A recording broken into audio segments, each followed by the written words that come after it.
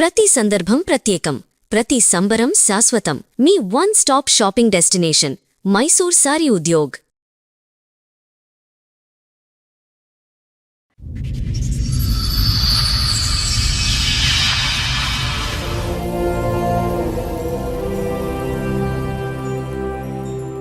సమస్య ఏంటో చెప్పండి. మా చుట్టాలతనికి మా వాళ్ళకి ఒకరికి డబ్బులు కావాలంటే వాళ్ళ సిస్టర్ దగ్గర 1,00,000 రూపాయలు ఇప్పించింది. కొట్టడం, ఇక పైసలు తీసుకురాలేదని అలా 2012 నుంచి ఎప్పటిదాకా హెరాస్మెంట్ చేశాడు? ఇప్పుడు దాకా కూడా మేడం. ఇది 2 విషయాలు పట్టుకున్నా.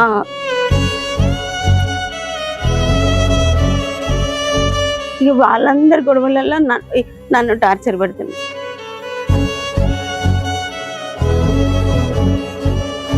రోజు కొట్టడం, వేరే మిల్లు దగ్గర వేరే ఆమెతో ఎఫ్ఐఆర్ పెట్టుకున్నాడు. వేరే ఆమెని రిలేషన్ లో ఉండి అక్కడికి వెళ్ళిపోతున్నాడు. 2014-16లో తెలిసింది. 16లో ఇల్లు అమ్మినాం, ఆమె ముందే తెలిసింది. ఇక తెలిసిన తర్వాత అడిగితే నా ఇష్టం, నేను అట్లనే పోతాను, నీకు ఇష్టం అయితే ఉండు, లేకుంటే ఇంట్లోంచి వెళ్ళిపో. సరే, ఆవిడెవరో దొరికిందో వెళ్ళి 4 పీకేవని? నేనేం పీకలేదు, నాకు భయం అవుతుంది. ఆయన వచ్చిందంటే నాకు వణుకుడు వస్తుంది.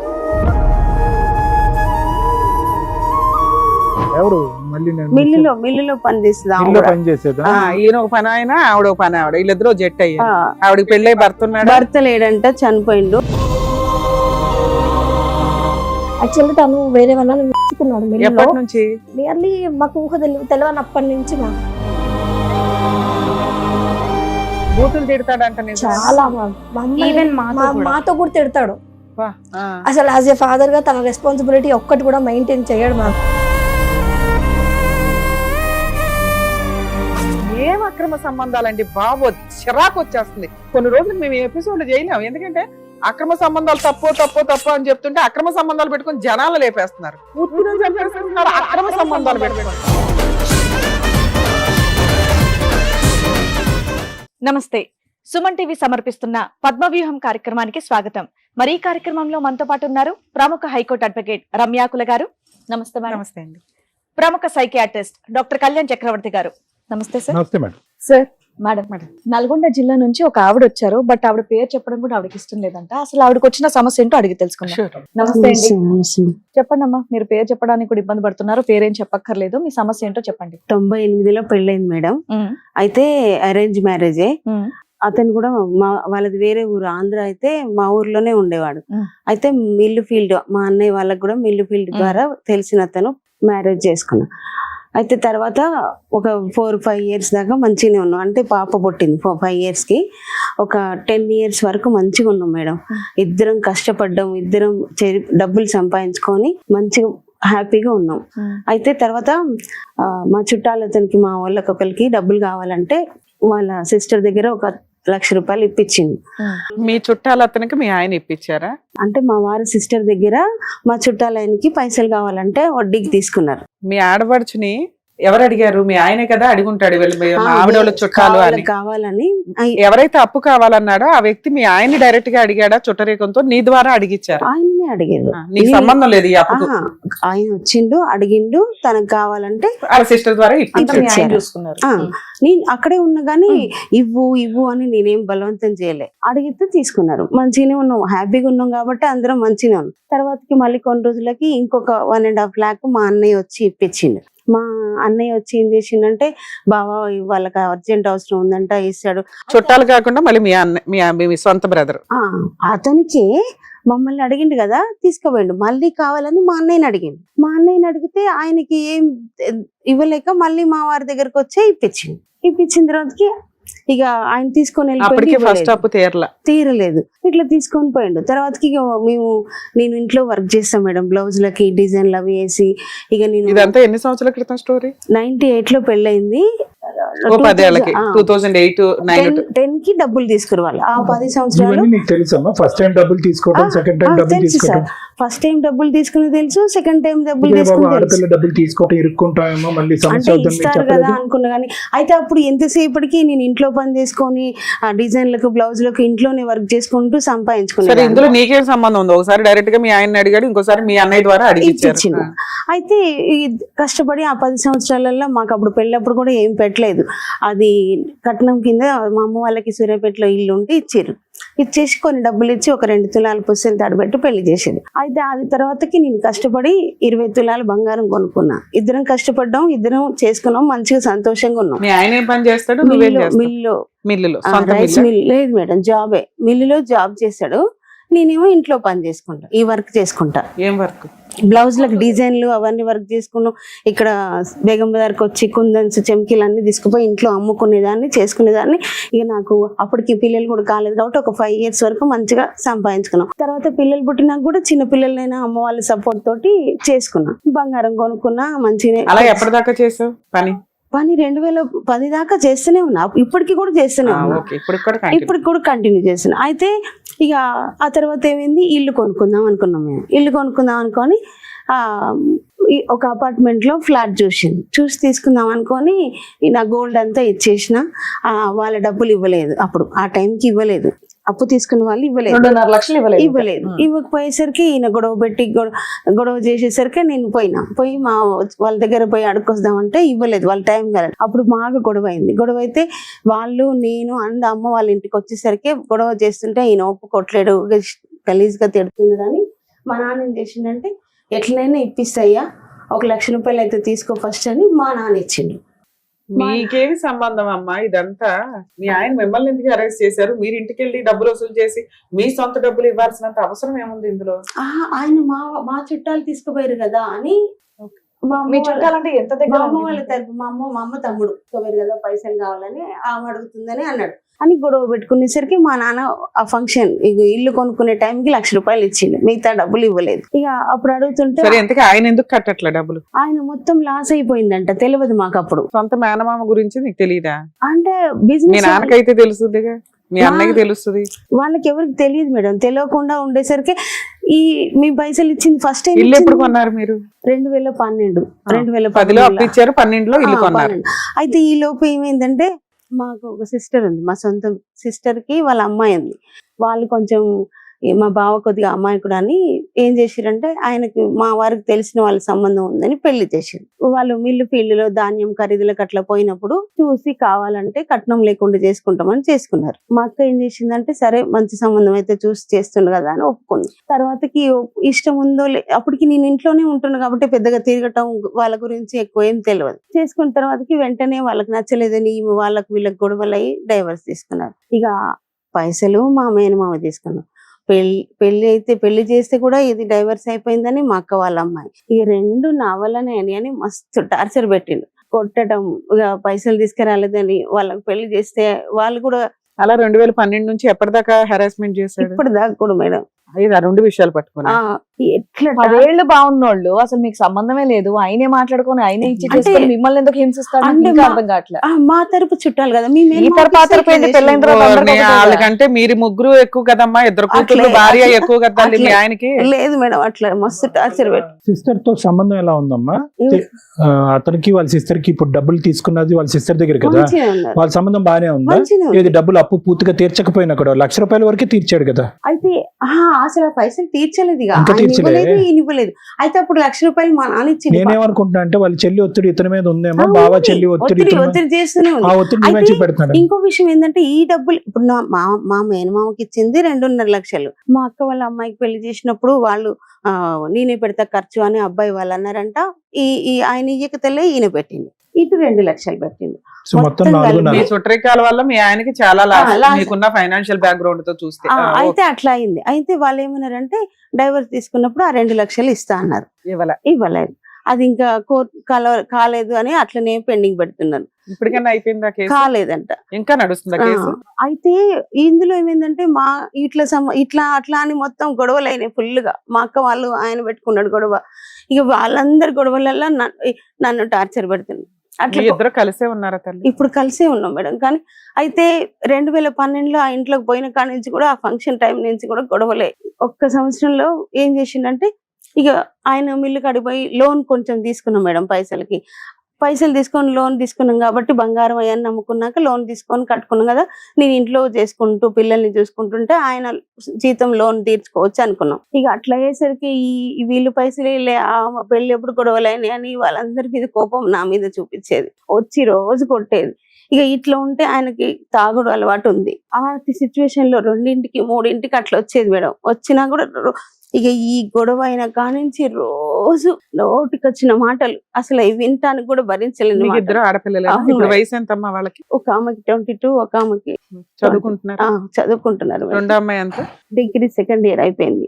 పెద్ద ఆమెకి బీటెక్ అయిపోయింది. నిజంగా ఈ సమస్యల వల్ల ఇతని రియాక్షన్ లేదంటే జనరల్ గానే తాగేటటువంటి వ్యక్తి యొక్క రియాక్షన్ అనేది నాకు అర్థం కావట్లేదు. ఎందుకంటే జరిగిపోయి ఇవంతా 2012, 14 జరిగినటువంటి ఇక నా మీద 12 సంవత్సరాల పాటు ఒక కక్ష ఉంటుందా? 4.5 ఉన్నది లక్షల సార్. గురించి 4.5 లక్షలు ఇంకా కొన్ని ఆయన వాడకుండేమో మొత్తం ఇల్లు అమ్మేసి ఆమె పైసలు ఇచ్చేసినాం. ఇక గొడవలు అయితే కొనుక్కున్న ఇల్లు కూడా అమ్మేశారా? అమ్మేసినాం. ఎందుకంటే వీళ్ళు 4 లక్షలకి అంత ఇల్లు అమ్మేసుకున్నారా? ఎంత వచ్చింది? 18 లక్షలకు అమ్మినాం. అమ్మితే బ్యాంక్ 7 లక్షలు పోయింది. ఇక మిగతాది మొత్తం ఆమెకే ఇచ్చిండు. అంటే అంతకు ముందు తీసుకుండేమో మరి నాకు చెప్పలేదు. ఆమెకి ఇవ్వాల్సింది ఎంత ఉందో. అంటే ఎవరు? ఆడపడుచు. మా ఆడపడుచుకి, చెల్లికి, వాళ్ళ సిస్టర్ కి మొత్తం ఇచ్చేసినాక నీ వల్లనే ఇల్లు ఎప్పుడు అమ్మేశారు? 2016లో అమ్మినాం. 12లో కొన్నారు, 16లో అమ్మేశారు. 14 సంవత్సరాలే ఉన్నాం. అదో 4 సంవత్సరాలు, ఇదో 10 సంవత్సరాలు. 16 సంవత్సరాల నుంచి 14 సంవత్సరాల నుంచి ఈ పంచాయతీ నడుస్తుంది. ఇక కొడతాడు ఇక ఫుల్. సరే, ఇల్లు లేదు, అప్పు లేదు, అన్ని క్లియర్. మళ్ళీ కొత్తగా సంపాదించుకోవచ్చు కదా. అట్లనే మళ్ళీ కష్టపడదామంటే ఇక నా మీద కక్ష పెంచుకొని ఎట్లా కొడతాడంటే అట్లా కొడతాడు. మిల్లు దగ్గర తాగి మీరు అప్పు తీర్చేసిన తర్వాత, ఇల్లు అమ్మేసిన తర్వాత ఇప్పుడు ఎందుకు కొడుతున్నాడు? ఇప్పుడు 1 లక్ష రూపాయలు ఇచ్చిండు, మిగతా ఇవ్వలేదు కదా మా నాన్న. అది అక్కడి నుంచి రావాలి. ఇప్పుడు కంపెన్సేషన్ అనేది వాళ్ళ నాన్నగారి దగ్గర నుంచి రావాలి. ఇతను ఇల్లు అమ్మేశాడు, ఉన్న ఇల్లు లేదు. సో ఈ బాధ రోజు కొట్టడం, వేరే మిల్లు దగ్గర వేరే ఆమెతో ఎఫ్ఐఆర్ పెట్టుకున్నాడు. అది పెట్టుకున్నాడు. ఈ 16 ఏళ్లలో మీరు ఇంకే ఇల్లు కొనలా? ఉన్నంతలో ఇల్లు నడుస్తుంది.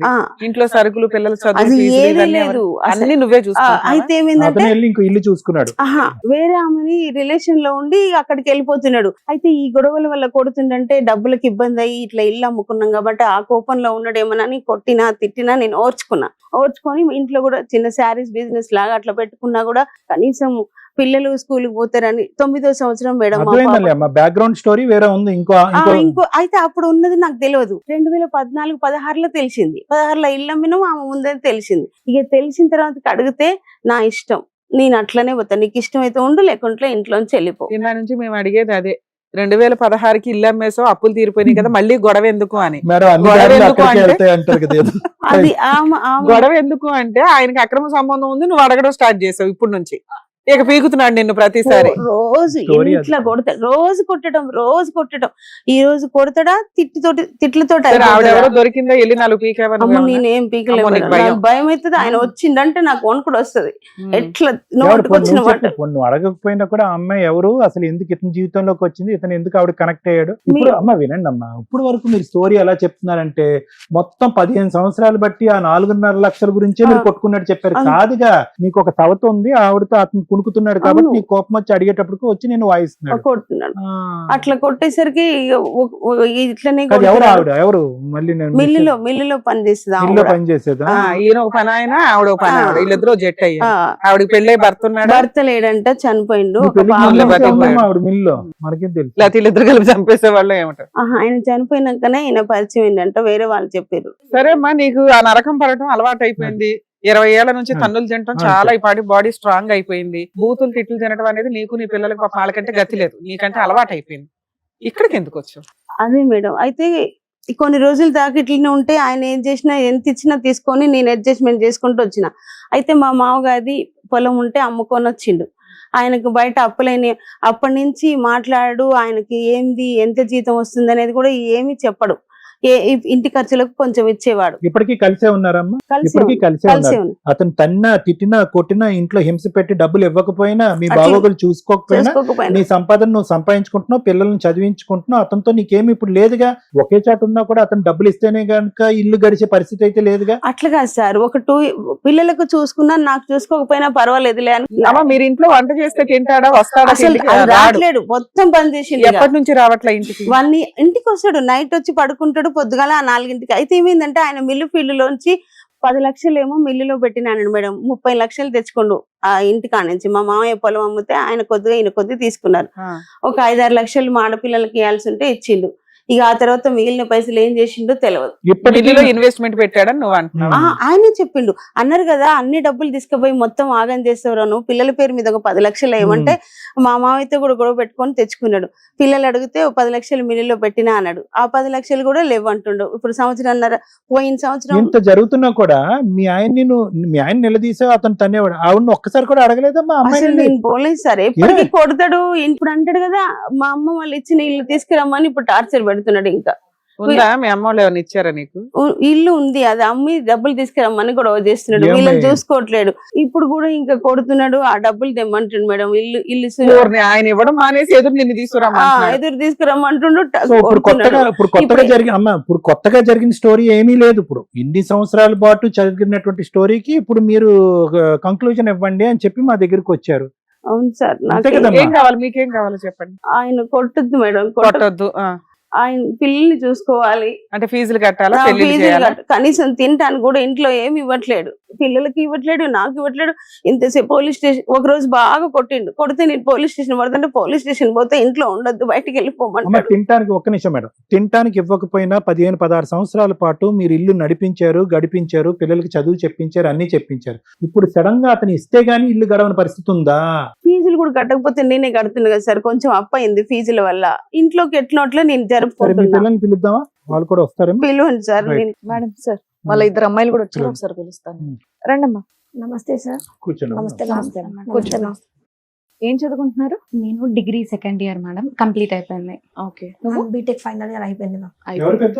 నేనే పెద్ద. చెప్పండి అమ్మా. అక్కడ నుంచి అప్పటి నుంచి ఏదో చెప్తూ ఉన్నారు సార్. యాక్చువల్గా మా మమ్మీ చాలా ఇబ్బంది పడుతుంది. కానీ యాక్చువల్లీ ఇందులో తను మాట్లాడినట్టు నాట్ ఓన్లీ 6 lakhs అమౌంట్ మీద కాదు సార్, తను ఉంచుకున్నాడు. మేమే కనిపెట్టాం. తను చెప్పలేదు భయపడి. యాక్చువల్లీ తను వేరే వాళ్ళని ఉంచుకున్నాడు మిల్లులో.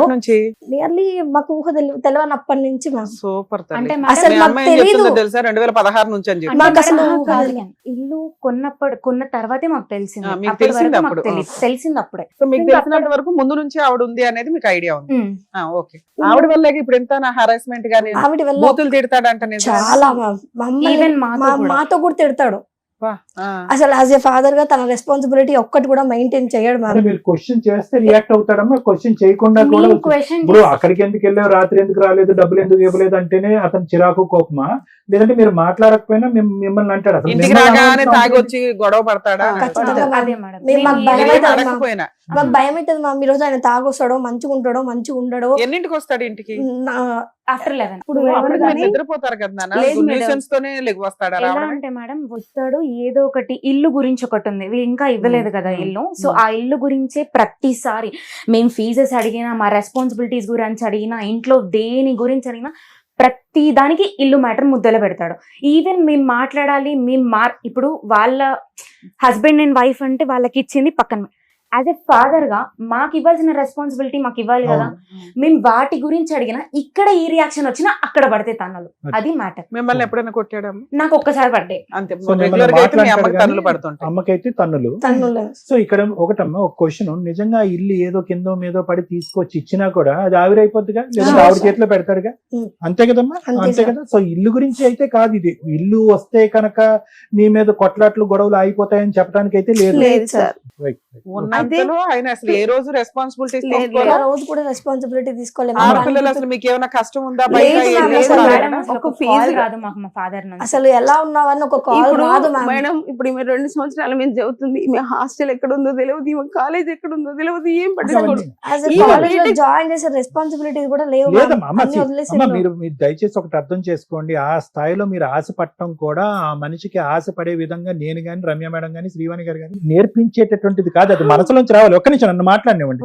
మీరు ఇక్కడికి వచ్చి కూర్చున్న ఈ 2 ఆడపిల్లలు కాదు, మీ వెనకాతలు ఉన్నటువంటి ఒక 100 మంది సైన్యం వచ్చిన మీ డిమాండ్స్ ఏంటి అనేది కరెక్ట్ గా ఉండాలి. రేపో మాపు ఈ 2 ఆడపిల్లలకి ఉద్యోగాలు ఇస్తాయి, వాళ్ళ కాళ్ళ మీద వాళ్ళు నిలబడతారు. మీకైతే కనుక ఈ బ్రతుకు తెరువు సమస్య అయితే లేదు. ఏం కోరుకుంటున్నారు? ప్రేమ కావాలా, ఆప్యాయత కావాలా, వాళ్ళ డేట్ ఆఫ్ బర్త్ అతను తెలుసుకోవాలా, లేదంటే ముందుకు వచ్చి పెళ్లిళ్ళు చేయాలి? ఇక్కడి నుంచి చూడండి.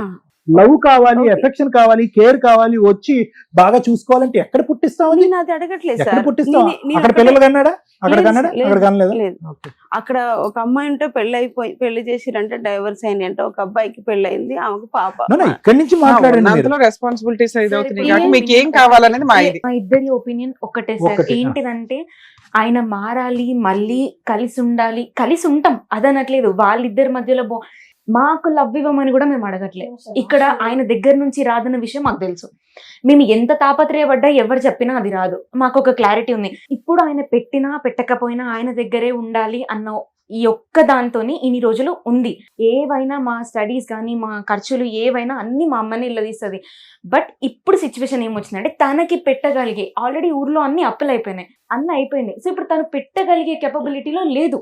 అమ్మ ఇప్పుడు మేమేం అడుగుతున్నామంటే అట్లీస్ట్ మా చదువులు అయిపోయే వరకన్నా మా రెస్పాన్సిబిలిటీగా మా అట్లీస్ట్ బిల్ అన్న ఇప్పుడు మేము హాస్టల్ రెంట్ అది మీ ఇంటి దగ్గర పెద్ద మనుషుల ద్వారా relatives ద్వారా అడిగితే పెద్ద బాగుండేది మనుషులు- కదా. ఇక్కడ దాకా నా- వస్తే ఆహా, ఎట్లా actually- ఉంటుంది? ఏ మనుషులు వినరు అసలు. అమ్మా ఎవరిని ఇప్పుడు మేము తిడతారు? మీ హస్బెండ్ కి ఫోన్ చేసి 4 వీక్ ఆమె అనుకో మాటలో ఆయన వెంటనే ఏం చేసుకుంటారు ఈ చేసుకోండి రోజు అంటే night- మీరు ఇంటికి వెళ్ళి కేసులు వేసుకునే అంత దమ్ము మీకుందా? లీగల్ గా వెళ్ళగలరా? ఇట్లా మేము ఫోన్ చేయగానే భయపడి ఇస్తాడని మేము అనుకో. మీ నాన్న ఆల్రెడీ ముద్రిపోయాడు. అలా వద్దు ముద్రిపోయిన బ్యాచ్ లో మీరు లీగల్ గా తెగించి ఇంక ఈయన వల్ల ఒక ఉపయోగం లేదని మీరు క్లారిటీ ఉంది. ఎదురు రోజు న్యూసెన్స్ తప్ప. ఇలాంటిది మేమిద్దరిలో ఎవరైనా మాట్లాడామే అనుకోండి, అప్పుడు మీ నాన్న చేసే పని ఇంట్లో నుంచి బయటకు వెళ్ళిపోవడం. అది ఎట్లాగో రెంటెడ్ హౌస్, ఆయన వెళ్ళిపోతాడు ఆరాంగా. మీరు అడిగిన గొంతమ్మ కోరికలు కాదు అవన్నీ, మీ హక్కులు. మీ హక్కులన్నీ కోర్టు తీరుస్తుంది. దానికి మీరు రెడీయా అంటున్నా. అంటే మీరు ఏదైతే ఇప్పుడు దాకా మీ అమ్మ బంధం పెట్టుకుందో 2 ఆడపిల్లలు, తండ్రి ఉండాలి, సొసైటీ గుడ్ విల్ అని, అవును. అలా ఆవిడ ఇంతకాలం ఏదైతే ఉందో అది రోడ్డు మీదకి వెళ్తుంది. మీరు తెగించే ధైర్యం ఉందా? ఉందా? మాకు దీనికి ఉంది fix మేడం. మీ అమ్మ డెసిషన్ తీసుకోవాల్సింది. మీరిద్దరు ధైర్యంగానే ఉంటారు, హాస్టల్లో ఉన్నారు. ఒకటమ్మా, ఇది ఎలా ఉందంటే మీరు చెప్పేది మీ భాషలోనే చెప్తాను. కరోనా వైరస్ చావకూడదు, కానీ కరోనా జబ్బు వదిలిపోవాలి. ఎలా అవుతుంది? అక్కడ ఆడదాని మీద ఒక ఆమె ఎవరైతే కనుక ఇతని మీద శిలాశాసనం చెప్తుందో ఆ వైరస్ అయితే మీరు తీయలేకపోయారు. బయటకు వచ్చి గొంతు చించుకుని అరవలేకపోయారు. పెద్దల్ని తీసుకొచ్చి మాట్లాడలేకపోయారు. ఇప్పుడుకొచ్చి పోలీస్ స్టేషన్, కోర్టు గడప తొక్కలేకపోయారు. అసలు ఇంక వెళ్ళే రకాలు కూడా కాదు. ఎలాగ? కర్ర ఎరగకూడదు, పాము వెళ్ళాలి. చావకూడదు. అవ్వలే మ్యామ్, మమ్మల్ని అడ్డుకున్నారు. లేకపోతే మేము వెళ్ళాలని మేము as మీ అమ్మ ఇద్దరం- వెళ్ళగలదా? మీ అమ్మ తను వెళ్ళగలదా? వెళ్ళలేకనే మమ్మల్ని మేడం ఆపలేదు. అడిగేది అది. ఇప్పుడు వరకు రానటువంటి పోరాట పట్టిక ఇప్పుడు ఎలా వస్తుంది? నీ సిస్టర్ అంటుంది వీరు రెడీ అంటుంది. వేరే మీకు 16 years బట్టి you don't have the capacity and to fight. ఇప్పుడు సడన్ గా వీఆర్ రెడీ టు ఫైట్ అంటే కనుక మీకు అంత బ్యాక్గ్రౌండ్ బ్యాకింగ్ ఉందా? మీరు చేయగలరా? మీ నాన్న కూర్చోండి ఇక్కడ అని అంటే కనుక నోరు మూసుకుని కూర్చుంటారేమో. సరే మీరు ఆలోచించుకోండి అమ్మా, మేము చెప్తాము, తర్వాత ఫైనల్ గా మాట్లాడతాం. ఏంటంటే ఎక్కడా కూడా అంటే నాకు నిజంగా అనిపించేది ఏంటంటే 10 సంవత్సరాల పాటు ప్రయాణం బాగానే ఉంది, 10 సంవత్సరాల పాటు ప్రయాణం బాగానే ఉంది అనుకుంటే వాస్తవానికి ఆ స్టార్టింగ్లో 98 నుంచి 2008 వరకు ప్రయాణం బాగుంది అనేటటువంటి ఒక కళ్ళకు గంతలు కట్టుకుని మీరు ఉన్నారంతే. ఎందుకంటే నీ మీద ప్రేమ ఆప్యాయత చచ్చిపోవచ్చమ్మా ఒక మగాడికి. ఓకే, ఎందుకంటే నువ్వు ఇలా అడిగావు, అలా అడిగావు, ఈ డబ్బులు అక్కడ ఇప్పించావు, మీ చేతులారా కొన్ని చేయించావు. ఎందుకంటే ఆ మనిషికి, ఎందుకంటే అలాంటి వాళ్ళతో చాలా జాగ్రత్తగా ఉండాలి మనం. వాళ్ళ సిస్టర్ దగ్గర డబ్బులు తీసుకెళ్లి మీ ఇంట్లో ఇచ్చాడు. ఇంకో పెళ్లి కూడా మీ తరపున వాళ్ళు పెళ్లి చేశాడు. అసలు అతని యొక్క ఇంటిగ్రిటీ, ఆలోచన, వ్యక్తిత్వం బట్టి ఇంకా అది ప్లేయింగ్ విత్ ద ఫైర్ అంటారు. అంటే అగ్గికి ఆజ్యం పోస్తున్నట్టుగా అనమాట. సరే, దట్స్ అ డిఫరెంట్ స్టోరీ. నేను ఎందుకు ఆ పాయింట్ చెప్పానంటే కనుక అప్పుడు మీ ఇద్దరి మధ్య సంబంధాలు సత్సంబంధాలుగా ఉండేవేమో, డబ్బులు ఇచ్చుకోవటాలు పుచ్చుకోవటాలు అలవాటేమో, లేదంటే అవతల వ్యక్తులు ఇచ్చేస్తే కనుక ఈ క్లియర్ అయిపోద్ది అంటే ఈ అప్పు తీర్చేస్తాడేమనే నమ్మకంతోనో, లేదంటే పెళ్లి చేస్తే కనుక వాళ్ళు సుఖంగా సౌఖ్యంగా ఉంటారనే నమ్మకంతో అలాగే ఏదో మీరు గుడ్డుగా మీ ఇద్దరు ఒక అండర్స్టాండింగ్ మీద ముందుకెళ్ళారు. కానీ ఎప్పుడైనా కూడా అది రిస్క్ ఇష్యూ. ఎందుకంటే కనుక అతను అప్పు తీసుకెళ్ళి ఎక్కడో ఇచ్చాడు అనుకో, బయట ఎక్కడో, that is not a problem. మీ దగ్గర డబ్బులు తీసుకుని ఎక్కడో ఎవరిదో పెళ్లి చేశాడు అనుకో, that is not a problem. ఇక్కడ ఏమైంది, ట్రాన్స్ఫర్ మెకానిజం జరుగుతుంది. అంటే వాళ్ళ ఇంట్లోంచి మీ ఇంట్లోకి, వాళ్ళ ఇంట్లో నష్టం మీ ఇంట్లో లాభం, పిల్లవని అప్పవని వాట్ ఎవర్ ఇట్ ఇస్. ఇప్పుడు ఆటోమేటిక్ ఏమవుతుంది, అప్పటికే బ్యాక్గ్రౌండ్ ఇష్యూ స్టార్ట్ అయిపోయింది. నీకు అర్థం కానిది ఏంటంటే ఆ అమ్మాయి ఇదంతా ఫేసెస్ లో ఎంట్రీ కాదు, ఆ అమ్మాయి అప్పటికే బ్యాక్గ్రౌండ్ లో ఉంది. ఎవరైతే కనుక ఇప్పుడు ఉన్నటువంటి ఆ బ్రహ్మరాక్షస్ ఆ బ్యాక్గ్రౌండ్ లో ఉంది. అప్పటికే అతనికి ఏంటంటే అక్కడ లైకింగ్ ఎక్కువైంది, ఇక్కడ డిస్లైకింగ్ ఎక్కువైంది. ఏదో ఒక బలమైనటువంటి కారణం చూపెట్టి నిన్ను దూరం పెట్టాలి అంటే కనుక ఏదో ఒకటి. నిజంగా ఎవరు నమ్మరమ్మా. అంటే ఒక 15 సంవత్సరాల పాటు 4.5 లక్షల గురించి ప్రపంచ యుద్ధాలు జరుగుతున్నాయి అనేటటువంటిది నమ్మసక్యంగా లేదు. అతను ఏంటంటే ఏదో కారణం కావాలి, నువ్వు డబ్బులు తీసుకురాకపోతే కనుక మీ పుట్టింటి నుంచి వచ్చేటటువంటి ఆస్తిని తీసుకురా, ఏదో ఒకటి పెట్టుకుని నీ గొంతు పెట్టుకుని నిన్ను అనగదొక్కి ఏ విధంగా ఒక అట్మాస్ఫియర్ క్రియేట్ చేశాడంటే ఈ పెళ్లి ఇలాగ అవ్వటానికి, నిన్ను కొట్టడానికి, నిన్ను తిట్టడానికి, నేను తాగటానికి, నా లివర్ కిడ్నీ పాడు చేసుకోవడానికి నువ్వు కారణము, మీ వాళ్ళు కారణము, నువ్వు వాళ్ళ దగ్గరుండి డబ్బులు ఇప్పించడం కారణము, అక్కడి నుంచి ఆస్తి తీసుకురావటం కారణం. కాబట్టి ఈ రోజు నుంచి నేను నీకు ₹1 పావలో కూడా ఇవ్వను, నీ సావు. అది అతను గీసినటువంటి ఒక డిజైన్ వర్క్ ఇది. ఇదంతా కూడా అతను డిజైన్ చేశాడని నేను అనుకోవట్లేదు. బ్యాక్గ్రౌండ్ లో ఆవిడుండి దగ్గరుండి కలిపి డిజైన్ చేశారు. ఏటొచ్చి ఇక్కడ ఉన్నటువంటి అదృష్టం ఏంటంటే అక్కడ వాళ్ళిద్దరికి ఒక పిల్ల జల్ల లేకపోవడం అనేది మనకు అదృష్టం. ఎందుకంటే మీరు లీగల్ గా పోరాడితే కనుక రమ్య మేడం సపోర్ట్ తీసుకుని ఏదైతే కనుక వీళ్ళు న్యాయపరంగా రావాలో అవన్నీ వస్తాయి. కాబట్టి అక్కడ లేకపోవడం అనేది మనకి ఒక ఘోరంత ఆశ. అయితే నేను ఇక్కడ ఈ మాట ఎందుకు చెప్తున్నానంటే, చక్కటి పిల్లలు శుభ్రంగా చదువుకుంటున్నారు, భవిష్యత్తులో ఏదో ఒక ఉద్యోగం చేసుకుంటూ ఉంటారు. అలాంటి వ్యక్తి ఈ రోజు వచ్చి ఈ పిల్లల మీద కూడా విరుచుకుపడి నానా తిట్లు, వీళ్ళని కూడా తిట్టి వీళ్ళు పరువు తీసి రేపొద్దున వీళ్ళ యొక్క పెళ్ళిళ్ళు అవ్వకుండా లేదంటే వీళ్ళ భవిష్యత్తు నిలబడకుండా చేస్తున్నటువంటి ఒక వ్యక్తికి అసలు ఈ మ్యారేజ్ లోకి ఎప్పటికైనా మనస్ఫూర్తిగా ఒక ఆలోచనతో ఎంటర్ అయ్యాడా, లేదంటే ఇదంతా యాదృచ్ఛికంగా ఒక పెళ్లి జరిగిపోయింది, పెద్దలు అక్షింతలు వేసేసారు, తర్వాత 2 ఆడపిల్లలను కనేసామని చెప్పి. ఎందుకంటే మీ మీద 1,00,000 కోపాలు ఉండొచ్చు, తిట్టచ్చు, కొట్టచ్చు, హింస పెట్టచ్చు. కానీ వాళ్ళు ఏం చేశారు, వాళ్ళ మీద ప్రేమ ఉండాలి కదా. అమ్మా ఓకే మీ అమ్మ ఎలాగన్నా ఉంది, ఇగరా ఈ ₹1000 ఉంచుకోండి, ఇంటి సామాన్, అమ్మా ఇదిగో ఫీజు కొనుక్కోండి, ఫీజు కట్టుకోండి, పుస్తకాలు కొనుక్కోండి. ఆడపిల్లల మీద రాదు. ఎంత సవతలు ఉన్నా కూడా ఆ బ్యాక్గ్రౌండ్ లో ఉన్న లేడీస్ లాంటి వాళ్ళు 10 మంది ఉన్నటువంటి మగాళ్ళు కూడా ఫైనల్ గా ఈ ఇంటికి వచ్చి పిల్లల్ని కాపాడుకుంటారు. సో కాబట్టి నాకు అనిపించేది ఏంటంటేనమ్మా, రియలిస్టిక్ గా మనం ఆలోచించుకుంటే సొల్యూషన్ దొరుకుతుంది. ప్రాక్టికల్ గా తెలివైన పిల్లలు చదువుకున్నారు, సమాజంలో ఎన్నో చూస్తుంటారు, మీరు ఎన్నో హెడేక్స్ చూస్తుంటారు, ఎంతో మంది మీ ఫ్రెండ్స్ చెప్పేటటువంటి మాటలు వినుంటారు. మీకు అనిపించి ఉండొచ్చు, అరే వీళ్ళందరితో పోల్చుకుంటే మనం దురదృష్టవంతులం కదా, మనకంటూ ఒక ఇల్లు లేదు, ఒక మంచి వాతావరణం లేదు, ఒక కుటుంబం లేదు, ప్రేమగా దగ్గర తీసుకునేటటువంటి ఒక తండ్రి లేడు కదా అనే బాధ మీకు ఉండొచ్చమ్మా. కానీ నేను అనేది ఏంటంటే, ఎంతకాలం బాధపడతారు, ఎంతకాలం ఏడుస్తారు మీరు? చిన్నప్పటి నుంచి అలవాటైంది. ఒక్కొక్కరికి ఒక దరిద్రం, ఒక్కొక్కరికి ఒక దురదృష్టం. మీకు తండ్రి ఉన్నా కూడా లేనట్టే అనేటటువంటి భావంతో ఉంటేనే మీరు బ్రతికి బట్టకట్టగలరు. మళ్ళీ ప్రేమ కావాలి, మళ్ళీ తండ్రి యొక్క ఆప్యాయతలు కావాలి, మళ్ళీ లేనటువంటి చిగురించుకునే ఈ ప్రేమలు చిగురించుకోవాలి అంటే కనుక I don't think so that is going to happen అమ్మా. దానికి పైపెచ్చి ఏం జరుగుతుందంటే తెలుసానన్నా, యూ లూజ్ యువర్ కెరియర్స్. మీ కెరియర్స్ పాడైపోతాయి. రేపొద్దున ఈడు మగాడమ్మ ఈయన్ని పెళ్లి చేసుకుంటే ఆ మగాడిలో మీ నాన్న కనిపిస్తూ ఉంటాడు, వద్దురా బాబు ఈడే నరకాసుడిలో ఉన్నాడు, ఒక నరకాసుడితో సగం జీవితం అయింది, వీడితో ఇంకా సగం జీవితం అయితే పెళ్ళే చేసుకోరు. బట్ దయచేసి గుర్తుపెట్టుకోండి, it is a very rare situation that your seeing in your house. మీ ఇంట్లో ఇది చూసేటటువంటిది ఒక రేర్ సిచ్యువేషన్. నాకు మీరిద్దరు ఆడపిల్లలు ఎలా మానసికంగా తేరవాలంటే, ఎస్ మీ అమ్మని కాపాడుకోండి, మీ అమ్మకు కావాల్సిన ప్రపంచాన్ని, జీవితాన్ని, భవిష్యత్తుని, డబ్బుని అన్నీ ఇవ్వండి, సంపాదించుకోండి. కానీ at the end of the day పెద్దవాళ్ళు అయిన తర్వాత ఓకే, చిన్నపిల్లలు 16 సంవత్సరాలు 15 సంవత్సరాల్లో అనుకుంటే కనుక అమ్మ మా నాన్న కొడతాడు, తిడతాడు, గొంతు పిసికి చంపేస్తాడు, మా అమ్మని చంపేస్తాడు అనుకోవచ్చు. అరే కమాన్, మీరు 21-22 ఇయర్స్, మీరిద్దరు ఫైటర్స్. ఇందాక నేను చెప్పిన సామెత 100 సార్లు నేను చెప్తాను, కర్ర ఎరగకూడదు, పాము చావకూడదు అంటే అవ్వదు. You need to learn to fight. ఏదో ఒకటే మిగులుతుంది. అతను మన ఇంట్లోకి రావటం అన్నా ఉంటుంది, రాకపోవటం అన్నా ఉంటుంది, ఏదో ఒకటే ఉంటుంది. అతను ఇంట్లోకి రావాలి, ప్రేమగా ఉండాలి, అన్నీ చూసుకోవాలి, అట్ ద సేమ్ టైం మనం కేసులు కూడా పెట్టాలి, అతనితో ఫైటింగ్ చేయాలంటే అవ్వదు. మీరు నిజంగా మీ హక్కుల గురించి పోరాడాలి అని అనుకుంటే కనుక ఆ మనిషి విరుచుకుపడేటటువంటి తత్వాన్ని తాత్కాలికంగా భరించాలి. మీకు సంబంధించిన ప్రొటెక్షన్, సపోర్ట్ తీసుకుని ఎవరు లేరా నాన్న మీకు, మామయ్యలు, పెద్దనాళ్ళు ఎవరు లేరా మీకు సపోర్ట్ చేసి? అసలు ఆడపిల్లలు 4 మేడం. అరే మీ తల్లిదండ్రులు బతికే ఉన్నారా? మా నాన్నగారు లేరండి, అమ్మ ఉంది, అన్నదమ్ములు ఉన్నాడు కానీ వాళ్ళిద్దరికి ఆయన అంటే భయం, తిడతాడు. అసలు అమ్మ వాళ్ళ ఇంటికి కూడా పోయి మస్తు గొడవ చేసి వచ్చి ఊర్లో పెద్ద మనుషులు ఊర్లో పెద్ద మనుషులు కూడా ఎవరు తెలియదు, భయపడడు. నోరు తెరిస్తే ఆయన నోరుకే భయపడతారు అందరు.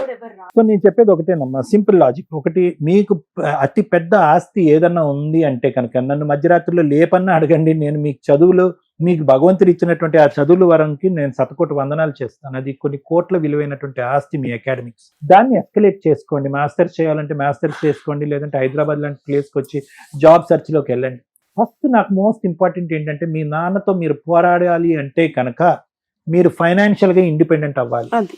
మీకు చదువు ఉన్నప్పుడు అది పెద్ద సమస్య కాదు. 10,000, 15,000, 25,000 ఎంతో కొంత మీ ఇద్దరికి వస్తుంది. ఇప్పటికిప్పుడు మీరు ఫైట్ చేస్తే కనుక నెక్స్ట్ స్టెప్ మీకు అల్లకల్లోలం అయిపోతుంది. మిమ్మల్ని ఉద్యోగం చేసుకునేవాడు, ఫ్రీగా ఉండనేవాడు, మీ మీద ఉన్న కసి కోపం అంతా ఆవిడ మీద చూపించి చంపేస్తాడు. నేనైతే ఏమంటానంటే, మీరు ఖచ్చితంగా ఫైట్ చేయాలి, అతనికి గుడ్ బై చెప్పేటటువంటి ప్రయత్నం చేయాలి, అతనికి సంబంధించిన హక్కులన్నీ మీరు తీసుకోవాలి, మీకు రావాల్సిన అంతా కూడా హక్కు పోరాటం చూపెట్టాలి. కానీ రమ్య మేడం నాతో యాక్సెప్ట్ చేస్తారు లేదో నాకు తెలియదు, కానీ ఒక సైలెంట్ ఫేస్. నీకు ఎంత ఇంకా 1 year ఉందనన్నా నీకు? అయిపోయింది సార్. యాక్చువల్లీ కోచింగ్ తీసుకుంటే జాబ్ వచ్చేది, కానీ ఇంకా కోచింగ్ లో చేయాలని బీటెక్ అయిపోయింది ఈ సంవత్సరం. ఇంకా ఫైనల్ ఇయర్ ఉంది ఇంకా ఫైనల్ ఇయర్. సో నేనేమంటున్నానంటే అమ్మా, maybe I'm wrong, I don't know, but నేనేమని చెప్తున్నానంటే కనుక ఈ టైంలో బహుశా ఆ పిల్లలు ఇంకొక 1 yearలో సెటిల్ అయిపోతారు అని అనగా, సానుకూలంగానే ముందుకెళ్ళి ఒక్కసారి ఆ పిల్లలు సెటిల్ అయ్యి వాళ్ళకి ఏదన్నా ఒక ఉద్యోగం వచ్చి వాళ్ళ కాళ్ళ మీద వాళ్ళు నిలబడిన తర్వాత అప్పుడు దీర్ఘకాలికమైనటువంటి పోరాటం చేస్తే బాగుంటది అనేది నా అభిప్రాయం. ఎందుకంటే వీళ్ళు డిస్టర్బ్ అవ్వకూడదమ్మా. ఆ కెరియర్ ఇప్పుడు ఫైనల్ ఇయర్ ఈ అమ్మాయికి ఇప్పుడు ఇట్లా ఉన్నారు కదా, అట్లనే అనుకున్నాం. ఏమన్నా కానీ పిల్లలకి చెరకు జాబ్ వచ్చినాక నేను కష్టపడతాం, ముగ్గురం కష్టపడతాం, ఆ మనిషి పెట్టినా పెట్టకున్నా ఏం కాదనుకుని ఊపున్నా ఇన్ని రోజులు. అట్లయితే ఇప్పుడు ఏమైందంటే, ఇప్పుడు వచ్చే నెల రిజిస్ట్రేషన్ అయితే సూర్యాపేటది నాకు ఇచ్చిన ఇల్లు అమ్మేస్తే ఆ పైసలు తెచ్చుకొని వీళ్ళ చదువులకి 1 లక్ష 2 లక్షల దాకా అప్పైంది తీర్చుకుందామంటే ఇప్పుడు ఆ డబ్బులు తీసుకుపోతా అని కూడా తీసుకెళ్తాడమ్మా. ఆయన ఇవ్వకుంటే ఇప్పుడు ఎట్లా టార్చర్ పెడతాడు, భయపడతాడు. ఆ పైసల గురించి ఇప్పుడు ఇల్లు నిన్న పొద్దున పోతే కూడా ఆ ఇల్లు తీసుకురాలేదు, ఆ సంగతి చెప్తా అని వచ్చే డబ్బులు ఉన్నాయి కానీ అవి కూడా అతను కాజేస్తాడు అనేటటువంటి ఒక ఫియర్ ఉందిగా. కనీసం ఒక్క రోజు కూడా పిల్లల్ని ప్రేమగా కూడా సార్ మేము ఆయన నుంచి ప్రేమ ఎక్స్పెక్ట్ చేయట్లే, మాకు బతకనిస్తే చాలు, మీ బ్రతుకులు మిమ్మల్ని బతకనిస్తే చాలు. అసలు ఎట్లా అంటే అసహ్యమైన మాటలు అవి నేను భరించలేకపోతే, కొట్టడం ఆ మాటలు అనే దాంట్లో నన్ను భయపడతాడు. అవి మేము వినలేకపోతున్నాం. రోడ్డు మీద ఎక్కడ ఏది అనేది మ్యాటర్స్ కాదు, మా ముందు మా అందరి ముందు వియోడ అనిపిస్తుంది. ఇప్పుడు చెప్తారు వినండి. Thank you sir. Okay madam, thank you madam. ఒకళ్ళ కష్టం సుమన్ గారు ఈ ప్రోగ్రామ్ కంటిన్యూ చేస్తున్నది, ఇండైరెక్ట్ గా ఈ కేసు ద్వారా మీరు ఏం నేర్చుకుంటారు అని. ఇండైరెక్ట్ గా మీకు ఏదో రకంగా సహాయపడాలి అనే ఉద్దేశంతో అందరూ ఇక్కడ దాకా రాలేకపోవచ్చు. పాపం ఈవిడ 16 ఏళ్ల నుంచి ట్రై చేసుకుంటూ నెంబర్ క్లిక్ అవ్వడం వల్ల ఈ రోజు పాపం ఇక్కడికి రాగలిగింది. మరి ఆ రోజే మేము మాట్లాడేసి ఉంటే ప్రాబ్లం సాల్వ్ అయిపోయేదేమో. ఆ నెంబర్లు కూడా రిపీటెడ్ గా ఈ రోజు మేము ఇక్కడ షో చేస్తున్నామంటే సుమన్ టీవీలోనే ఆ కాంటాక్ట్ నెంబర్స్, ఆ ఫోన్ దద్దరిల్లిపోతుందండి. మేము ఆ ఫోన్స్ తీయలేకపోతున్నారు. మేము తీయమండి, మా ప్రొఫెషన్స్ మాకుంటే. ఆ నెంబర్ ఎవరైతే డీల్ చేస్తున్నారో, సో మీరు వాట్సాప్ మెసేజ్లు పెట్టండి, కుదిరితే వాళ్ళు మీ కాంటాక్ట్ లోకి వస్తారు. ఇలా ఇక్కడ మాట్లాడుతున్న ఇటు కేసులు, ఇది ఎంటర్టైన్మెంట్ కి సంబంధించి కాదు. ఇటువంటి సమస్యలు ఉంటే మీరు ఎట్లా సాల్వ్ చేసుకోవాలని చెప్పండి. ఇందులో మనం నేర్చుకోవాల్సిన బేసిక్ పాయింట్స్ ఏంటి? కొన్ని చెయ్యకూడని పనులు జరిగిపోయినాయి, అవి అప్పుడే కంప్లీట్ చేస్తుంటే బాగుండేది. ఏంటవి? పెళ్లిలో ఒక ఆడపిల్లకి ఏదన్నా స్త్రీధనంగా ఇస్తాము అనే ఆస్తులు అంటే ఆ మ్యారేజ్ లోపే అయిపోవాలి. అవి మీరు అబ్బాయికి రిజిస్ట్రేషన్లు చెయ్యొద్దు. అది 98లో అన్నా, 2000లో అన్నా, 2010 అన్నా, 16 అన్నా, రేపొద్దుట 30 అయినా అమ్మాయికి స్త్రీధనంగా రిజిస్ట్రేషన్లు చేసుంటే తను ధైర్యంగా మాట్లాడడానికి ఒక హక్కుగా ఉంటుంది. ఈ రోజున 90% కేసులు అలాగే ఉన్నప్పటికీ మీరు కూడా ఇక్కడి నుంచి జాగ్రత్త పడండి. ఆడపిల్లకి ఏదైనా ఇస్తాము అంటే ఇచ్చేయండి తప్ప మీ వాళ్ళు ఇవ్వలేదు అని నరకం 26 ఏళ్ల నుంచి 28 ఏళ్ల నుంచి అమ్మాయి పడుతుంది. ఒక పాయింట్. రెండో పాయింట్, అమ్మాయి తరపు వాళ్ళ చుట్టాలకి భార్య దగ్గరుండి దయచేసి అప్పులు ఇప్పించకండి. ఎందుకంటే కొన్ని సందర్భాల్లో అది ఆయన కష్టార్జితం అయి ఉంటది. 2, వాళ్ళ కుటుంబ సభ్యులకి, మీ కుటుంబ సభ్యులకి గౌరవం ఇప్పించడం కోసం ఇప్పించిన వ్యవహారం. ఆ పనికి మనలో అప్పు తీర్చకపోవడం వల్ల ఈవిడ ఈ రోజున పడుతున్న నరకం. మేబీ ఆయనకి కష్టాలు ఉంటే ఉండొచ్చు. నిజంగా ఇలా ఒక అమ్మాయి కుటుంబం రోడ్డు మీదకి వచ్చింది మేనమామకి హెల్ప్ చేయడం వల్ల. పైగా ఆవిడ మాట్లాడింది ఏమీ లేదు ఇందులో. అలా బామ్మరిది వచ్చాడు, ఎందుకు బూతులు తిడుతున్నాడు మరి. ఎరా నువ్వు తీసుకొచ్చావు, వాడికి కట్టించావు, ఎవడన్నా నువ్వు మాట్లాడేది పక్కకంటే ఈ రోజున ఆవిడకి కష్టం వస్తుంటే వాళ్ళ బ్రదర్స్ నుంచోలేకపోతున్నారు, బూతులు తిట్టి పంపించేస్తున్నాడు. సో సొంత చుట్టాలు ఆడపిల్ల తరపు వైపు వెళ్ళి దయచేసి అప్పులు చేయకండి. ఒకవేళ అలాంటి కర్మే మీకు వస్తే ఆ అమ్మాయి కుటుంబం నాశనం అయిపోద్దని గుర్తు పెట్టుకొని ఆ అప్పులు తీర్చేసుకుంటూ ఉండండి. ఈ 2 విషయాలు కొంచెం జాగ్రత్త పడండి. అవి లాస్ట్ కి ఇచ్చేసారు మేడం, ఆ పైసలు కూడా. ఇచ్చారులే. ఇచ్చారులే, కానీ నువ్వు అప్పుడు దగ్గర యుద్ధం దగ్గర ఇంకా 15 ఏళ్ళు నువ్వు చెప్పిన పంచాయతీ అదే కదా. మీ ఆయన నీకు బుస్సు అని కాటేస్తున్నాయి ఆ పాయింట్లేగా. ఎంత యుద్ధం. కానీ మేం కనిపెట్టిన పాయింట్ ఏంటి, డే 1 నుంచి మీ ఆయన ఈ పాయింట్లు అడ్డు పెట్టుకొని ఎక్స్ట్రా మ్యారిటల్ అఫైర్ నడిపిస్తున్నాడు తల్లి, మీతో మాట్లాడనివ్వకుండా అంటున్నాం. అర్థం అవుతుందా? అలాగే ఈ ఎపిసోడ్ లో మీరు నేర్చుకోవాల్సిన ఇంకొక పాయింట్, ఎప్పుడైనా ఇంకా కుటుంబాలు కలిపే ఉంచాలని చూస్తామండి. అందులోని పిల్లలు ఉన్న కేసుల్లో భరించండి, భరించండి, మాక్సిమం భరించండి. ఆ భరింపు ప్రాణం దాకానో, మానం దాకానో, పరువు దాకానో వస్తే దయచేసి భరించకండి. ఎవరో ఒకళ్ళ హెల్ప్ మేము దొరకలే, ఎవరో ఒకళ్ళ హెల్ప్. అన్ని చోట్ల మేమే ఉండలేంగా. అడ్వకేట్స్ ఉన్నారు, కోర్టులు ఉన్నాయి, ఫ్రీ లీగల్ ఎయిడ్స్ ఉన్నాయి. ధైర్యం చాలా ఇంపార్టెంట్. ఒక ఆడమ్మాయికి ధైర్యం ఎట్లా వస్తుందని చెప్పా మీకు చాలా సార్లు చెప్పుంటా. సంపాదన, సెల్ఫ్ రెస్పెక్ట్, గౌరవంతో, క్యారెక్టర్ తో ఒక ఆవిడ ఏదైనా సంపాదించిందంటే ఆ డబ్బు మాట్లాడుతుంది. అది ఈ అమ్మాయి చేసిన పని. సూపర్. నిజంగా ఆవిడకి హ్యాట్స్ ఆఫ్ చెప్తాను నేను. డే 1 నుంచి పోసలో కుట్లో ఆయన తిండి పెట్టకపోయినా కుటుంబాన్ని నడిపించుకుంది. ఒక ఇల్లు కొనటానికి తన వంతు ప్రయత్నం తను చేసుకుంది. అయినా కుటుంబాన్ని నడిపించుకోవడానికి ఇల్లు అమ్మిచ్చేసింది, ఆ అప్పులు తీర్చేసింది. ఇప్పటికీ స్టిల్ 16 ఏళ్ల నుంచి నడిపించుకుంటుంది. ఒక ఆడపిల్లకి భర్త మీద వేసే మెయింటెనెన్స్లు ఇవన్నీ వేసే ముష్టి పనిష్మెంట్, వాడికి ఇవ్వబోయే పనిష్మెంట్. కానీ మన తిండి మనం బతకాలి. బతుకున్నంతకాలం నాన్న దగ్గర, పెళ్ళి అవ్వగానే భర్త దగ్గర, తర్వాత పిల్లల దగ్గర తన ఓపిక ఉంది, సంపాదించింది, అది ప్రూవ్ చేసింది. నిజంగా హ్యాట్స్ ఆఫ్. ప్రతి స్త్రీ తనకి తాను సంపాదించుకోవాలి. మేడం మా భర్త ఏం చేస్తాడు? ఇప్పుడు పనిష్మెంట్ల గురించి ఆలోచిద్దాం. ఇందాక నేను చెప్పాను మ్యాక్సిమం భరించండి తల్లి అని. ఈవిడ అది మ్యాక్సిమం భరించేసింది. భరించిన తర్వాత జరుగుతున్న ప్రాసెస్ ఏంటంటే పరువు. ఇక్కడ ఒక మగపిల్లాడు ఉండుంటే ఆవిడ ఈ రోజున అలా మాట్లాడేది కాదు ధైర్యంగా. ఎందుకంటే సంపాదన ఉంది, మగపిల్లోడు ఉన్నాడు, ఏం పర్ల తోలు తీసేయొచ్చని. 2 ఆడపిల్లలు ఉండేసరికి ఆవిడ ఇంకా భయపడిపోతుంది. అరే బాబు, ఈ రోజున ఆడపిల్లలు ఉన్న వాళ్ళే గొప్పవాళ్ళు. ఆ పిల్లలకి ఆ హృదయ స్పందన అర్థం అవుతుంది. మగపిల్లలు మంచోళ్లే కాదనట్ల, కానీ వాళ్ళు పెరిగే విధానం అనేది తల్లి మార్చలేదు కదా. తండ్రి ఈ రకంగా ఉన్నాడు, పిల్లలు బయట ఏం చేస్తారో తెలీదు. ఈ పిల్లలకి ఎవ్రీడే కష్టం తెలుస్తుంది. ఆడపిల్లలున్నా మగపిల్లలున్నా తల్లి తీసుకోవాల్సిన టైంలో కరెక్ట్ డెసిషన్ తీసుకోవాలి. అది ఈవిడ చేయలేకపోయింది. ఈ రోజున ఆవిడ ఎవరు చెప్తారు ఒక మంచి సలహా అని ఇక్కడికి వచ్చిందే తప్ప నా ప్రాబ్లం ఇట్లా సాల్వ్ చేసేయండి అని చెప్పట్లా. నాకు ఇలాంటి ఒక భయం ఉంది, ఏ రకంగా వెళ్తే బెటర్ అంటే. మనిషికి మనిషి సహాయం చేసే రోజులే పోయినాయి. రిలేషన్స్ అంత డేంజర్ లో ఉన్నాయి. ఎవరికాళ్ళు ముందుకొచ్చి మన ఇంట్లో అమ్మాయి మనది అని ఎవరు సహాయం చెయ్యట్లా. మాట్లాడడానికి ఒక చెవు దొరకట్లా ఈ రోజున. వీళ్ళ ముగ్గురే సైకలాజికల్ గా మాట్లాడుకుంటున్నారు. ఒక స్టేజ్ తర్వాత ఏమవుతుందో కూడా తెలియదు.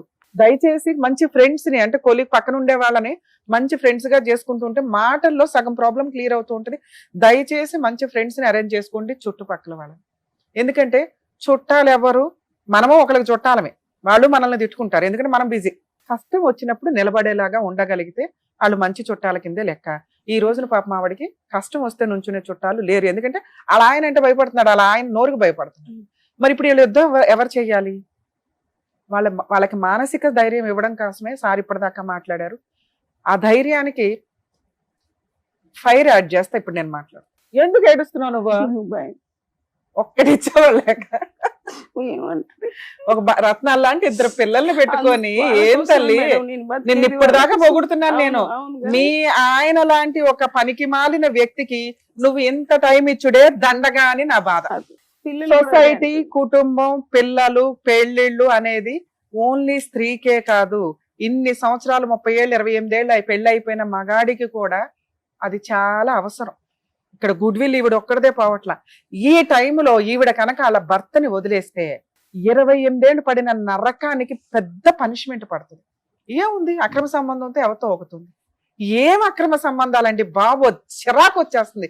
కొన్ని రోజులకు మేము ఎపిసోడ్లు చేయలేము. ఎందుకంటే అక్రమ సంబంధాలు తప్పు అని చెప్తుంటే అక్రమ సంబంధాలు పెట్టుకొని జనాలు లేపేస్తున్నారు. ఒక్క కేసు అన్న చూడండి. మా ఆయన హెరాస్ చేశాడు అందుకే లేపేశాను, లేకపోతే మా ఆవిడ ఇలా చేసింది అందుకే లేపాను లేదు. ఉత్తిన చంపేసుకుంటున్నారు అక్రమ సంబంధాలు పెట్టుకొని. ఈవిడేంట్రా అంటే నరకం పడుతుంది. ఇక్కడ ఎవరిని చంపమని కాదు, మోరల్ వాల్యూస్, కుటుంబ వ్యవస్థ. ఒక భర్త చేసిన పనికి పిల్లలకి ఇప్పటిదాకా అమ్మాయి ఒక మంచి కుటుంబాన్ని ఎందుకు ఇచ్చిందంటే ఆవిడ నరకం పడుతూ ఇచ్చింది. ఆ పిల్లలు ప్రతి రాత్రి నాన్న వస్తున్నాడంటే భయపడుతున్నారు. ఇలా తాగుతున్న ప్రతి ఇంట్లో పిల్లలు భయపడుతున్నారు. ఆ పాపం ఎవరేసుకోవాలి? దేవుడు రాసింది ఏంటి, మీరు చేస్తున్న పని ఏంటి? మీది ఒక కుటుంబం అని, ఒక రుణానుబంధాలు అనే కదా మిమ్మల్ని నలుగురిని ఒక గ్రూప్ చేసి పంపించారు ఇక్కడికి. నీ ఇష్టం వచ్చినట్టు నువ్వు అక్రమ సంబంధాలు పెట్టుకొని తిరిగి ఆ పిల్లల్ని ఈ రోజున రోడ్డు మీద వేసావు. ఈ రోజున మీ ఆవిడ నిన్ను వదిలేస్తే సొంత భార్య ఉండదు, కని పెంచిన 2 పిల్లలు ఉండరు. ఒక పనికి మాలిన ఆవిడతో అక్రమ సంబంధం పెట్టుకొని తిరగడం అంటే నీ మీద నువ్వు ఉమ్మేసుకున్నట్టు లెక్క. ఇప్పుడు వాళ్ళు అదే పని చేయబోతున్నారు, అదే చేస్తారు. ఎందుకంటే భరించారు భరించారు భరించారు, ఇక సాల్రా బాబు నీతో. నీకు పర్ఫెక్ట్ పనిష్మెంట్ వాళ్ళు వదిలేయటమే. మీకు అర్థమైందా నాన్న? మీ నాన్నకి మీరు ఇవ్వాల్సిన పనిష్మెంట్, ఇట్లాంటి వాడు నాకు అవసరం లేకుండా బతికేవాళ్ళు బొచ్చుడు మంది ఉన్నారమ్మ సమాజంలో. మీరు విత్ క్యారెక్టర్ తో, గుడ్ విల్ తో బతుకుతున్నారు. సమాజం మీకు హెల్పే చేస్తుంది. ఇలాంటి నాన్న మీరు పక్క పెట్టుకుంటే మీ అమ్మని హింసించడానికి రేపొద్దు మీకు వచ్చే సంబంధాలు కూడా చేరకొడతారు. మీకు చదువుకోవడానికి ఒక ఎరువే వేయని వ్యక్తి మీ కుటుంబాలు బాగున్నాయంటే ఎందుకు ఊరుకుంటారు? మీ కుటుంబాలే ఆయనకి టార్గెట్. అర్థమవుతుందా? ఈ రోజు మీ అమ్మ ఏం భయపడుతుందంటే నాకు రేపొద్దుట రాబోయే రూపాయి వేస్ట్ అవుతుంది ఏమని. వేస్ట్ అవ్వదు తల్లి, నువ్వు మీ ఆయనతో కలిసి ఉన్నా అది వేస్ట్ అవ్వదు. టచ్ చేసే రైట్స్ నీకు లేవు. అలా ఉంటే మా వాళ్ళకి ఫోన్ చేయండి, మా టీం అంతా నీకు అందుబాటులో ఉంటాం. కానీ ఇది కరెక్ట్ కాదు. నేను మీ ఆయనతో కలిసి ఉండొద్దాన్ని. నువ్వు ఈ రోజే డెసిషన్ తీసుకోవాలి. ఇట్లాంటి వ్యక్తి అదేమో సొంత ఇల్లా, రెంట్ హౌస్, ఆయన కడుతున్నది 6,000, అవునా? ఇంకొక 6,000 నువ్వు సంపాదించుకోలేవా? సంపాదించుకో. అంటే నువ్వు తలుచుకుంటే ఏమన్నా చేయగలవు. మీ ఆయనకు నువ్వు ఒక పనిష్మెంట్ ఇవ్వాలి అనుకుంటే ఈ రోజే మీరు డెసిషన్ తీసుకోండి. ఇప్పుడు మేము ఫోన్ మాట్లాడబోతున్నాం, మాట్లాడతాం. ఎందుకంటే ఎక్కడో అక్కడ కట్ అవ్వాలి రిలేషన్. మీ నాన్నకి మీ వాల్యూ తెలిసి మీ కాళ్ళు పట్టుకొని బతువులాడాను, మరి కాళ్ళు పట్టుకోపోయినా మీ మనసు సాటిస్ఫై అయ్యేలాగా ఆయన బతిమలాడి రెస్పాన్సిబిలిటీస్ ప్రూవ్ చేసుకుంటే ఒక ఛాన్స్ ఇవ్వండి. లేదా ముందు అర్జెంట్ గా పోలీస్ స్టేషన్కి వెళ్ళి మీరు కంప్లైంట్ ఇవ్వాలి. ఇవాళ మేము ఫోన్ మాట్లాడతాం కాబట్టి గొడవ అవుతుంది. ఇదే గొడవ, ఇక ఫైనల్, ఇక గొడవ లేదు మీ ఇంట్లో. చాలు పడిన నరకం. అమ్మ ఆ పిల్లలకి కళ్ళకు అద్దుకుని పెళ్లి చేసుకునే అబ్బాయిలు దొరుకుతారు. ఇలాంటి మంచి పిల్లలు దొరక్క బయట ఏడిస్తున్నారు మగాళ్ళు. అర్థమవుతుందా? ఇంకా 5 ఏళ్ల టైం ఉంది. కెరియర్ నువ్వు గట్టిగా లైన్ లోకి వస్తావు తల్లి. నువ్వు సంపాదించే డబ్బులు ఆ రెంట్కి, ఆ పిల్ల ఫీజులకి సరిపోతాయి. ఆ పిల్ల ఇంకో 1 సంవత్సరం 2 సంవత్సరాలకు లైన్ లో వస్తుంది. సంపాదించండి, ఒక చిన్న ఇల్లు కొనుక్కోండి. మనం బయటికి వెళ్ళిపోయినా అమ్మ కూర్చొని తినగలిగితే చాలు. ఇంతే మీరు చేయాల్సిన పని. మీకు 5 years టైం ఇస్తున్నా. మీ నాన్న అవసరంలా, మీ నాన్న రూపాయి మీకు అవసరంలా. ఇప్పుడు మీరు చేయబోయే యుద్ధం ఎందుకంటే 28 ఏళ్ళు మీ అమ్మకి నరకం చూపించిన మీ నాన్నకి కోర్టుల ద్వారా పనిష్మెంట్ ఇవ్వాలి. మీకు ఆల్రెడీ రాబోయే డబ్బు దాచుకోవాలి అంటే ఆవిడ ఈ రోజే డెసిషన్ తీసుకోవాలి. చాలు పడిన నరకం. మీ నాన్న గిర్రగిర తిరిగి వస్తే వస్తాడు, లేదా బయటే బూతులు తిట్టుకుంటూ తిరుగుతూ ఉంటాడు. కుక్క వాగింది అనుకోండి, లెక్క కూడా చేయకండి. అలాంటి వ్యక్తికి మీరు ఇచ్చే పనిష్మెంటే ఇది. లీగాలిటీ ఏంటి మేడం అది కూడా చెప్పేస్తాం. మీ ఆయనకి మాట్లాడడానికంటే ముందు మీ ఆయన రేపు పొద్దుట వెళ్ళండి పోలీస్ స్టేషన్లో, ముందు అర్జెంటుగా కంప్లైంట్ ఫైల్ చేయండి. మీ అమ్మగారిని తీసుకొని వెళ్ళి 498 డొమెస్టిక్ వైలెన్స్ అన్ని కేసులు మీరు వెయ్యాలి తల్లి. ఎక్కడ మీకు అడ్వకేట్ అవసరం లేదు. పోలీస్ స్టేషన్కి వెళ్ళండి, కంప్లైంట్ ఇవ్వండి. ముందు అర్జెంటుగా కేసు రిజిస్టర్ అవ్వాలి. మీకు ప్రొటెక్షన్ కావాలి. ఇంటిలోకి అతను రాకూడదు, తిట్టకూడదు. తిట్టాడా వెంటనే వీడియోలు తీయండి, ఫోటోలు తీయండి. ఇమ్మీడియట్ పోలీస్ స్టేషన్కి వెళ్ళండి. మళ్ళీ నెక్స్ట్ రోజు ఇచ్చేస్తే తీసుకెళ్ళి అరెస్ట్ చేస్తారు ఈసారి. ఓకే, ఫస్ట్ మీకు ప్రొటెక్షన్ వచ్చింది, ఇంట్లో నస తగ్గింది, బూతులు తగ్గినాయి. నెక్స్ట్ స్టెప్ ఏంటి చెప్పినాను. అలా అరెస్ట్ చేస్తే అమౌంట్ లంచం ఇస్తే బయటకు వచ్చేస్తా. అరెస్టే లేదు మర్చిపోండి. కానీ ఇంటికి వచ్చి బూతులు తిట్టి న్యూసెన్సులు చేస్తే కేసుల్లో అరెస్టులు ఉన్నాయి. ఉరేసేరుగా మీ నాన్నకి మీరే వేయలేదు ఇప్పటిదాకా. మీరు పనిష్ చేయలేదు, కోర్టు పనిష్ చేసి జైలే. ఫ్యామిలీ మ్యాటర్స్ నాన్న ఇవి, అరెస్టులే లేవు. ఆయన మన ఆయన తిరుగుతా, ఆయన వదిలేయటమే మీరు ఇచ్చే పనిష్మెంట్ అన్న. ఆయన జైల్లో వేసుడు ఉరేసుడు గురించి మాట్లాడట్లా నేను. ఆయన మాట్లాడేవి మీకు అనవసరం. మీరు చెయ్యబోయేవే ఆయన గుర్తు పెట్టుకోవాలి. ఆయన సైకలాజికల్గా ఏదో అంటున్నాడు కదా, నేను పోలీసుని కొంటా, జడ్జిని కొంటా, అడ్వకేట్. కొనుక్కోరా, నువ్వు కొనటమే కావాలి మాకు. అర్థమవుతుందా? అలాంటి ఏమి ఉండవు నాన్న. ఇవన్నీ ఫేక్ చేసే మాటలు, మాట్లాడే మాటలు ఇవన్నీ. వాళ్ళకి నిజంగా తెలుసు ఎవరిని కొనటం కుదరదు. అసలు మీ కేసులో కొనాల్సిన అవసరం కూడా లేదు. అర్థమవుతుంది? ఆయన పైన ఆయన చేసుకుంటూ లాయర్లకు ఫీజులు ఇచ్చుకొని తిరగలిగితే చాలా పెద్ద పనిష్మెంట్. మీకు ఫీజులు కట్టడు కానీ లాయర్లకు ఫీజులు ఇచ్చుకుంటాడా? అర్థమైందా? మీకు ఫీజు ఉన్నప్పుడు లాయర్లకు ఫీజులు కట్టనే, పోలీసులకు లంచాలు ఇచ్చుకొని. అర్థమవుతుందా? ఇదే మీరు చేయాల్సిన పని. అసలు పోలీసులు ఏమి లంచాలు తీసుకోరు, మీకు చెప్తున్నాడు కదా, మీకు అదే అంటున్నా, మీ అర్థం అవ్వాలని మీకు చెప్తున్నా. అలాంటి ఒక ఖర్చు అవ్వాలి, భార్య పిల్లల్ని వదిలేస్తే ఎలా ఉంటుందని ఆయనకి తెలియాలి. నువ్వు నీ దగ్గర మాకు రూపాయి అవసరం లేదు, నువ్వు అవన్నీ ఖర్చులు అంటున్నావు, ఒక పెట్టుకొని పో, ఎక్కడ తిరుగుతావు తిరుగు. సొంత భార్య పిల్లలే లేనప్పుడు పనిష్మెంట్ ఇంతకంటే ఏం పనిష్మెంట్ కావాలి నాన్న. నెక్స్ట్ డొమెస్టిక్ వైలెన్స్ కేసు అమ్మా. మీరు సఖీ సెంటర్ ఉంటుంది, మీరు తెలంగాణ జ్యూరిస్డిక్షనే కాబట్టి సఖీ సెంటర్కి వెళ్ళండి. అక్కడ ఫ్రీ లీగల్ ఎయిడ్ కోర్టే మీకు ప్రొవైడ్ చేస్తారు. అందులో మీకు వారసత్వ ఆస్తులు ఏమైనా ఉంటాయి, అటాచ్మెంట్ అడగండి. మంత్లీ మెయింటెనెన్స్ 50,000 అడగండి తల్లి, మీకు వస్తుంది. పిల్లల చదువులు పెళ్లిళ్ళు కూడా మీ ఆయన బాధ్యతే, అందులోనే వస్తే ప్రొటెక్షన్ కూడా అడగండి. మేడం మాకు ఇవన్నీ తెలియట్లేదంటే తెలంగాణ హైకోర్టులో లీగల్ సెల్ అథారిటీ అని ఒకటి ఉంటుంది, మీరు అక్కడికి వెళ్ళి హెల్ప్ అడిగినా మీ జ్యూరిస్డిక్షన్కి సంబంధించిన వాళ్ళకి ఇస్తారు. అందరికి మేము ఫ్రీగా వచ్చి లీగల్ సర్వీసులు చేయలేమండి, ప్లీజ్ ఏమనుకోవద్దు. గవర్నమెంట్ లీగల్ సెల్ వాళ్ళు జుడిషియరీ డిపార్ట్మెంట్స్ కొన్ని కోట్లు ఖర్చు పెట్టి ఫ్రీ లీగల్ ఎయిడ్ ప్రొవైడ్ చేస్తున్నారు. మేబీ మీకు అవేర్నెస్ లేక మేము అందుబాటులో కనిపించడం వల్ల అందరు ఇక్కడ దాకా వస్తున్నారు, కానీ మేము అన్ని చోట్లకి వచ్చి చేయలేము, ప్లీజ్ అర్థం చేసుకోండి. 2, ఉమెన్స్ కమిషన్ ఉంది తెలంగాణలో. ఉమెన్స్ కమిషన్కి వెళ్ళినా మీకు ప్రాబ్లం క్లియర్ అవుతుంది. కానీ ఈ రోజు నేను చెప్పబోయేది ఏదైతే ఉందో అది ఇంకా పర్ఫెక్ట్. ఉమెన్ కమిషన్కి ఎందుకు, కౌన్సిలింగ్లకి వీటికి వాటికి మళ్ళీ వాళ్ళు పోలీస్ స్టేషన్కి రిఫర్ చేస్తారు, వాళ్ళ పవర్స్ అంతవరకే. సో ఫస్ట్ పోలీస్ స్టేషన్కి వెళ్ళండి, ప్రొటెక్షన్ వస్తుంది. 2, సఖీ సెంటర్కి వెళ్ళండి, డీవీసీ కేసులో మీరు అన్నీ అడగండి. ఓకే, మీకు ఇవ్వాలి ఈ బంధం కట్ చేయడానికి నేను మీ హస్బెండ్తో మాట్లాడబోతున్నాను, మీకు ఓకేనా? ఇక్కడ వినేసి వెళ్ళిపోవడం కాదు, మీరు ప్రాక్టికల్గా అది చేస్తాము అంటేనే డెసిషన్ తీసుకోండి. ఇప్పుడు నేను మాట్లాడేసినాక మీరు ఇంటికి వెళ్ళి ఇంకో సంవత్సరం 2 సంవత్సరాలు 5 సంవత్సరాల పిల్లల పెళ్లి దాకా ఆగుదాము అనుకుంటే ఇవాళ మీ కాపురం నాశనమైనట్టు లెక్క అవుతుంది. ఒక 1 వీక్ 10 days డెసిషన్ తీసుకుంటారా? నాన్న అసలు ఏమీ ఉండదు, మీరు తలుచుకున్నదే ఫైనల్. అర్థమవుతున్నా? పైగా మీ ముగ్గురు ఒక యూనిటీగా ఉన్నారంటే ఇంకా పవర్ఫుల్గా ఉంటాయి కేసెస్. కొంచెం ఆలోచించుకోండి, ఎందుకంటే మీరు ఈరోజు స్ట్రాంగ్ డెసిషన్ తీసుకున్నారు, ఇది సరిపోతుందని నా ఉద్దేశం. ఇలా మీరు ప్రొసీడ్ అవ్వండి. ఏ హెల్ప్ కావాల్సి వచ్చినా మా వాళ్ళకి ఫోన్ చేస్తే అందుబాటులో ఉంటారు. మళ్ళీ మాట్లాడండి, ఒకవేళ మీరే మాట్లాడండి మేడం అంటే ఇంకొకసారి మీరు ఫోన్లో మాట్లాడించినా మేము మాట్లాడతాం, బెటర్ కదా. ఎందుకు ఈ రోజే మనం మాట్లాడడం, డెసిషన్ వద్దులేండి. ఓకేనా? అంటే మీకు ఇంకా కంఫర్ట్ జోన్ ఉంది. ఈ రోజు మేము ఇచ్చిన బూస్ట్ తోటి మీరు ఎనర్జెటిక్గా ఆలోచించుకోండి. ప్రాబ్లం ఇది, ఈడంతా ఇవాళ తేల్చాల్సిందే అనిపించిన రోజు అర్జెంట్గా పోలీస్ స్టేషన్కి వెళ్ళిపోండి. ఇంకేదైనా లీగల్ హెల్ప్ కావాల్సి వచ్చినా మా వాళ్ళ ఫోన్లో అందుబాటులో ఉంటారు. సరేనా? Better. Thank you. All the best తల్లి. All the best. Thank you sir. బాగా చదువుకోండి. Yes sir. Thank you so much sir. Thank you so Thank much you. Madam. మరో కథతో మళ్ళీ కలుద్దాం.